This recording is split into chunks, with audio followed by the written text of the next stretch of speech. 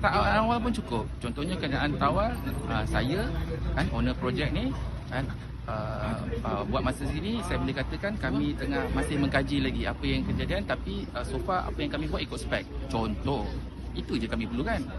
Statement bagi tahu je awal kan. Janganlah minta orang lain buat spekulasi. Awak owner tanah, whether awak ceroboh ke tak ceroboh ke kan, have a say on it. Earlier statement. Kemudian finding kemudian tu itu agensi-agensi yang berkaitan lah. Bagi saya statement daripada owner tanah tu penting kan.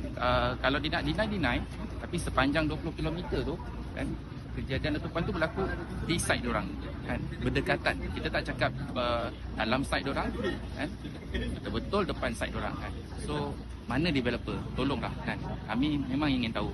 Itu sajalah yang kami nak tanyakan, muncullah diri.